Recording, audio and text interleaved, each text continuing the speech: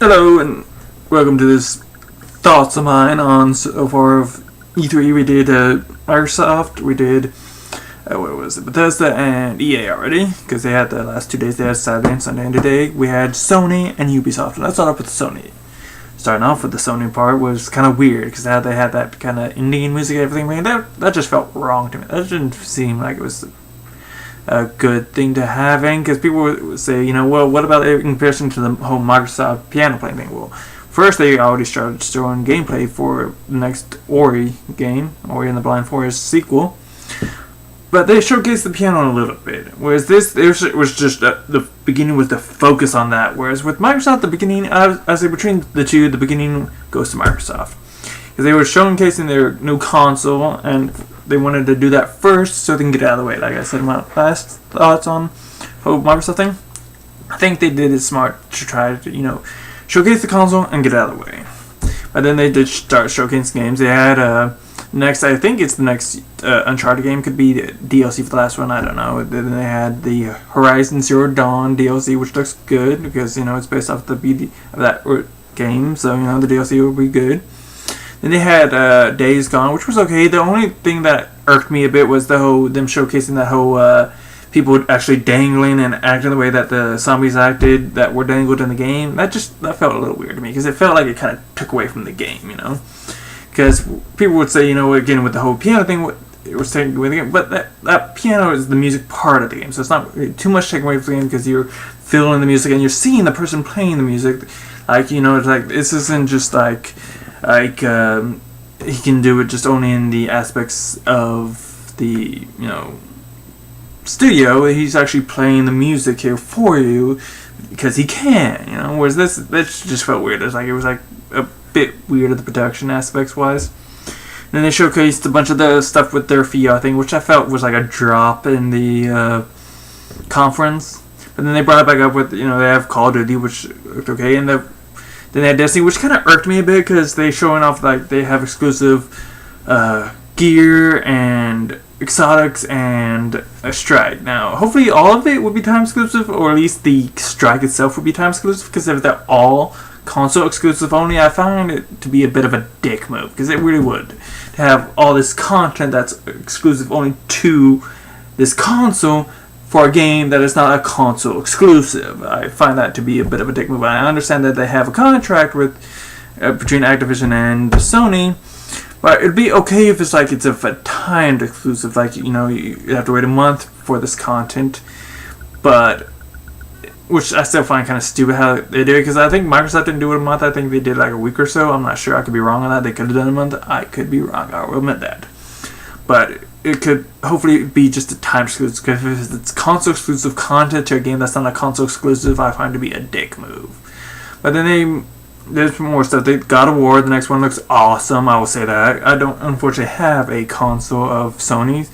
I have had their consoles before, but I haven't had the PlayStation 4 one yet. I last had a PlayStation 3, but I'm feeling good with the Xbox One, because something about the controller, just like the way it feels in my hands, feels more comfortable than the Sony controller. I'm not sure, but I might feel better with the Sony thing in time. But the feel for me, at least, between the reason why I like Microsoft more than Sony is that I felt Microsoft has done the whole community thing a bit better than Sony has. Sony is okay with their games and stuff, but it's at least with Microsoft, the way originally you start off with, at least with the 360, it's like, okay, here's your console, and also we're gonna give you a free microphone. It's not a really expensive, awesome microphone, but at least you get a microphone so you can actually communicate with people. Whereas with Sony, they kind of didn't have that. They might have that here with the PlayStation 4, but they didn't really start off with that. You had to it's like all Bluetooth and everything, and you actually had to buy a Bluetooth headset or whatever. It's just like,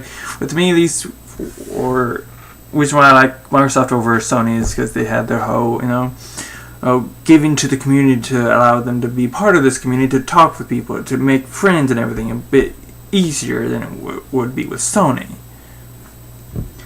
But like I said, with Destiny, hopefully it's not a timed exclusive ship.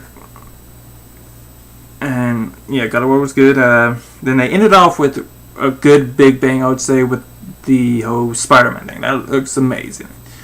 But my takeaway from this is, people, one, you need to take again a grain of salt with this. They usually would Microsoft, like with Anthem and everything. It's like, take a grain of salt with it. It looks beautiful and everything, but wait and see how time goes, because the Division, graphically wise, at least the Division and Watch Dogs, they looked graphically when they were first showed, but then later on, it was not such a high graphically awesome game. Still okay games, but not really that great. And here it's the same with Sony. A lot of the stuff they're premiering, a lot of it is an actual gameplay. It's just in-game footage. So again, take that with a grain of salt. And not to mention, one thing I'm not sure if Microsoft showed more than at least Sony is that they actually had release dates. They, whereas here is a lot of them are saying, later this year or sometime next year. So again, take that whole thing with a grain of salt of release dates, because they say it could be later this year, could be earlier next year. It's like could be, but you're not giving me an exact release date. So I'm gonna take it with a grain of salt and wait and see. Hopefully later on I'll be able to afford me and purchase me a Sony PlayStation 4 console for hopefully to try to get the PS4. But then again, I might try to save up to get the Xbox One X because it looks beautiful as well. So we'll wait and see. Hopefully I can afford both. But yeah, my thoughts on the Sony conference was okay. At least one thing that they kind of did or didn't do that Microsoft did, which was people coming out and talking in between the games aspects wise. Whereas Microsoft did that, whereas Sony, they just showcased only the games. I'm not sure if that's a good thing or a bad thing, but we'll see, wait and see in aspects of who done it better. For me, at least, beginning, Microsoft had it. I think Microsoft actually had the middle too, because you might say, they didn't have people come out and talk about the games, but that might have been a downfall, because with the whole aspects of how their VR, everything was in the middle, and it just kind of dipped for me, was where I felt like I was fully engaged with the Microsoft console. The Microsoft panel. Their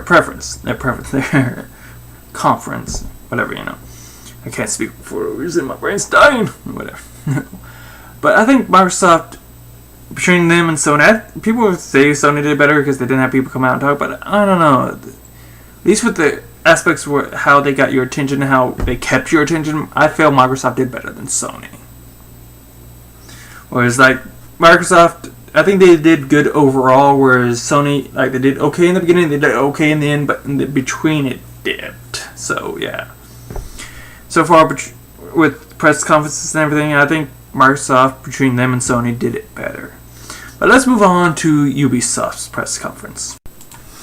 Before I do move on to the Ubisoft, my thoughts on its press conference, I will say, between Sony and Microsoft, who I think won E3, I'm going to have to say Microsoft, because granted, people will say, well, Sony had less talking, their protection value and everything. Well, that's kind of like saying, with the protection value, dangling keys in front of me, ooh, no, shiny. It's it's all, spectacle and flash and everything, but, it's E3. It's supposed to be about the games.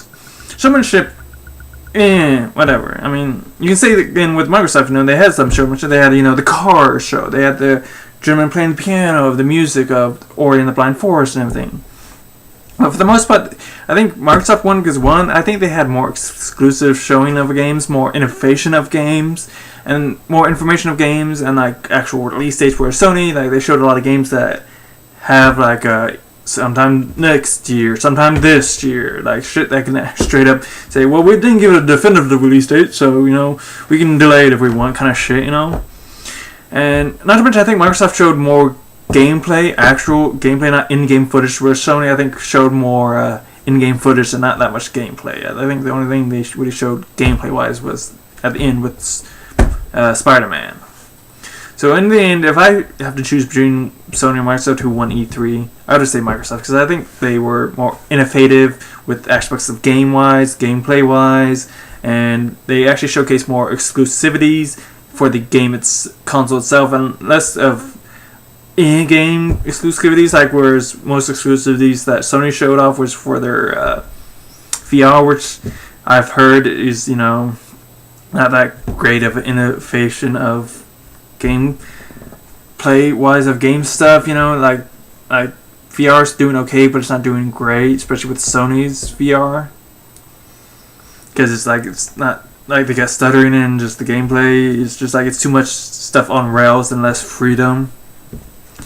But all in all, E3 was okay. It wasn't a major thing, but so far, between all this stuff, main things I'm liking, again, Anthem looks amazing. Fucking next Metro game looks amazing. I would say Spider-Man looks amazing on Sony's conference, and as well as, like I said, if hopefully with Destiny, those things that are exclusive are time exclusive and less console exclusive, because again, it's a game that's not a console exclusive game.